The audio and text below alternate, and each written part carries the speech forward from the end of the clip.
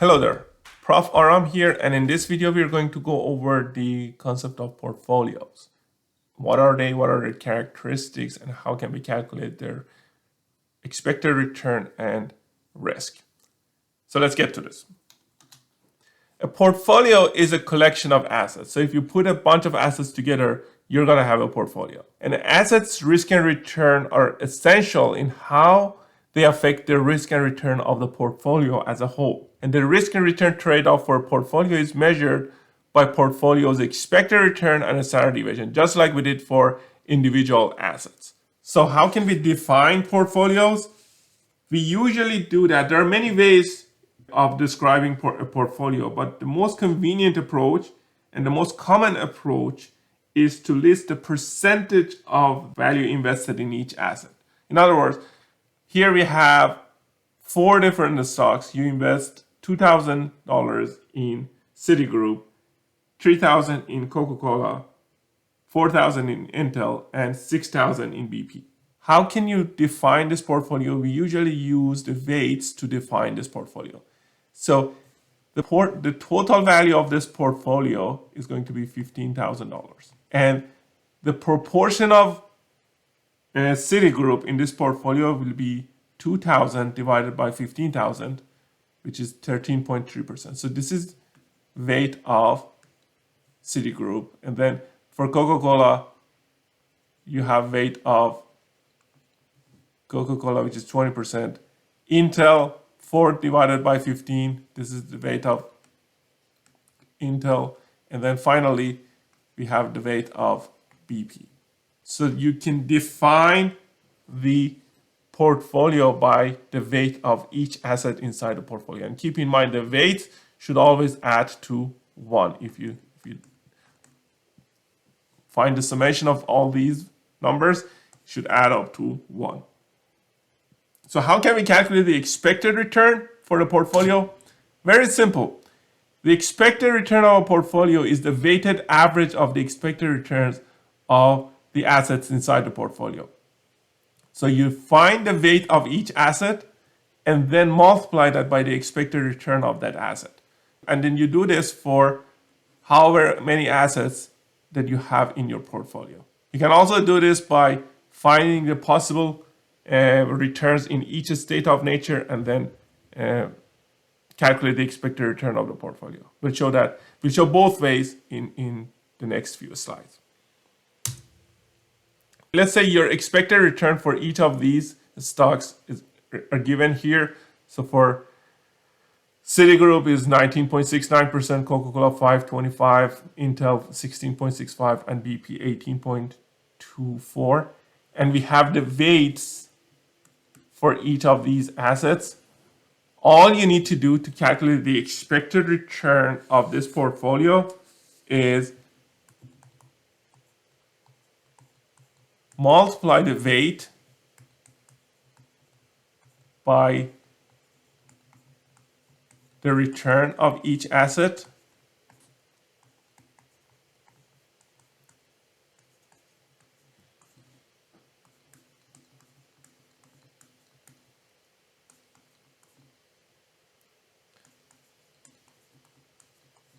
and this gives you the expected return of your portfolio, 15.41%. So it's very simple. Just multiply the weight of each asset by the expected return of each asset and then add them together. In terms of variance, there are a few more steps involved in calculation of the variance. So let's look at an example. To find the variance of a portfolio, you need to find the expected return of the portfolio in each state of economy. And then we calculate the variance and the standard deviation for the portfolio. But before doing that, I'm going to need some information for later on. So I'm going to calculate the expected return and standard deviation for each of these assets, for A and B. So let's do that first. The expected return of A would be 40% chance of boom times 30 return of A in a boom economy plus 60% chance of a bust economy times the return of A in a bust economy, which is -10. So we have 6% expected return for A, and then the variance would be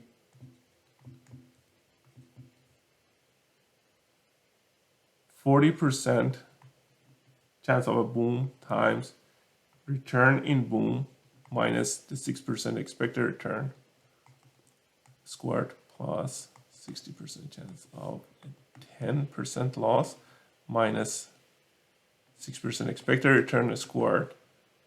So we get 384 for variance, and the square root of that would be 19.6%.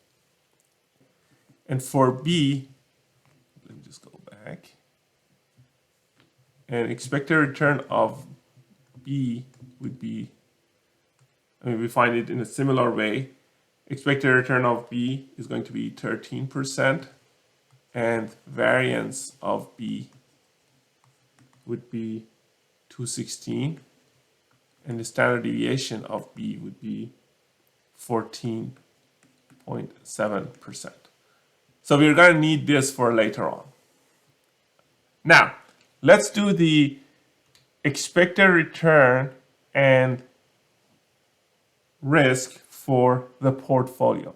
So here we have two assets. We're going to invest 50% of our money in asset A and 50% in asset B. That means weight of A is going to be, in our portfolio, the weight of asset A is going to be 50% and the weight of asset B is going to be also 50%.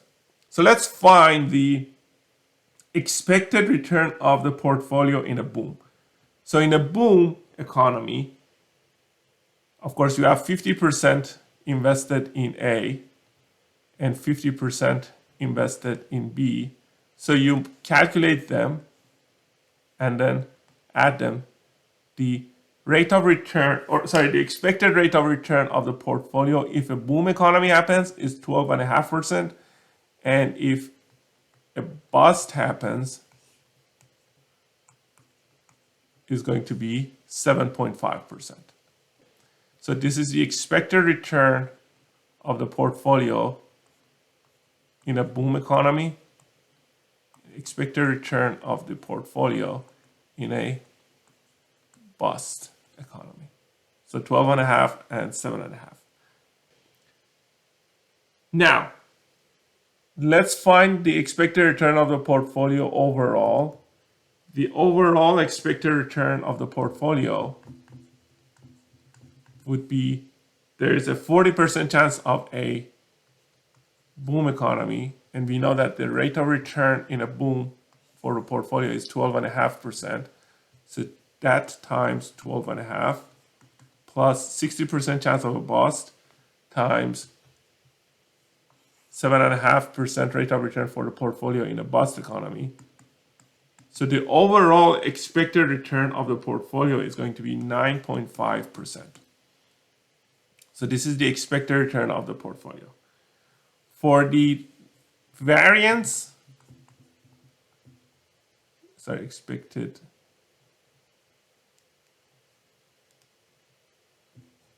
variance of the portfolio, we do 40% chance of a 40% chance of a boom economy. So expected return in a boom economy is 12.5% minus 9.5% expected return of the portfolio as a whole squared plus 60% times 7.5% rate of return in the plus 60% times 7.5 minus 9.5 squared. So we get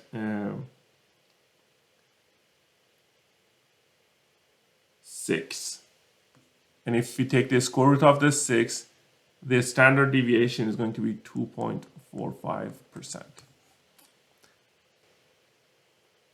Now is the good time to explain another topic.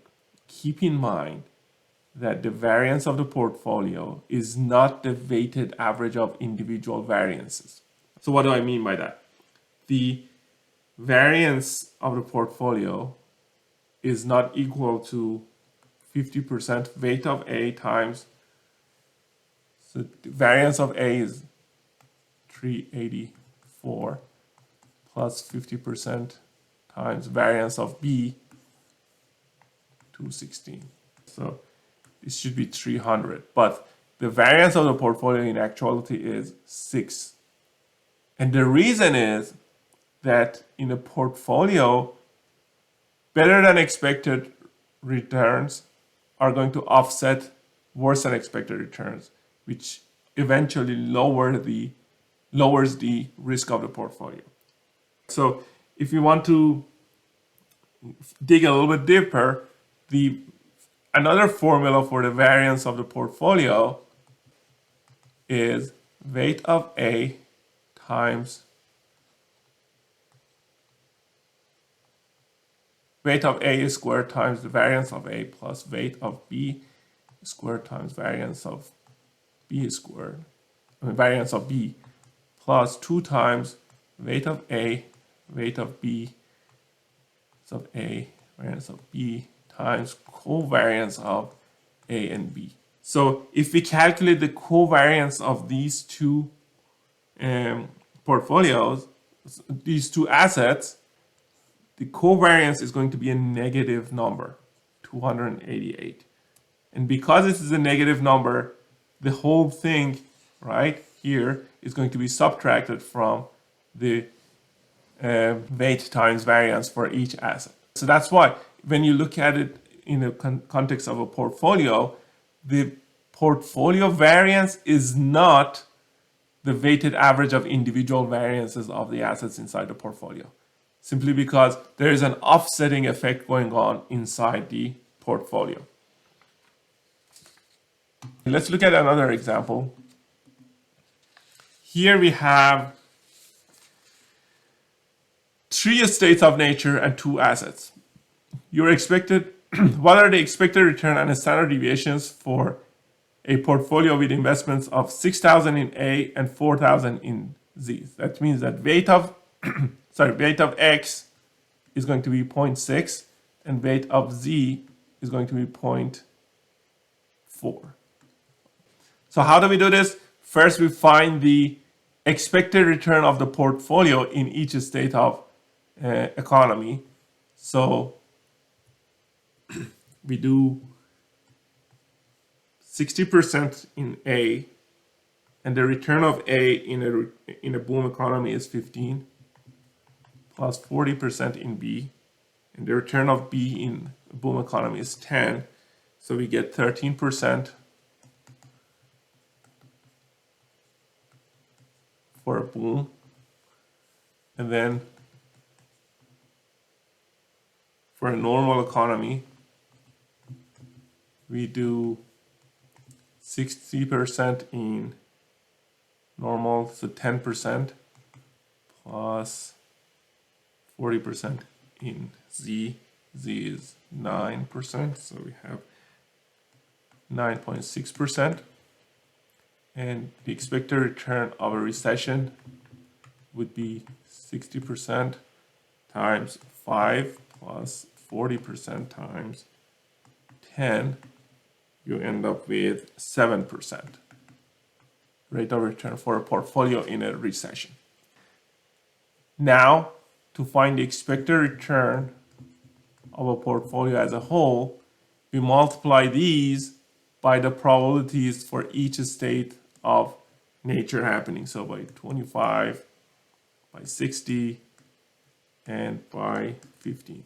So 25% chance of a boom economy times the return of the portfolio in a boom economy. Let's just do whole numbers.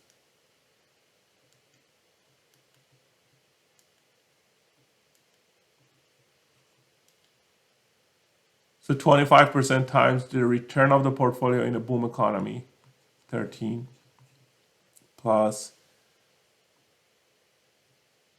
60% chance of a normal economy times the return of the portfolio in a normal economy, plus 15% chance of a bust times the return in a bust.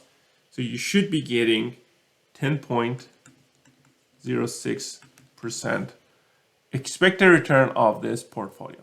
And then the variance of the portfolio is going to be 25% chance of a boom times the return in a boom economy, which is 13, minus the expected return, 10.06 squared, plus 60% chance of a normal economy times the return in a normal economy, 9.6 minus 10.06 squared, plus 15% times 7 minus 10.06 squared. So you should be getting 3.69. And the square root of this will give you the standard deviation of the portfolio, which is 1.92%. I hope you find this video useful, and thanks for watching.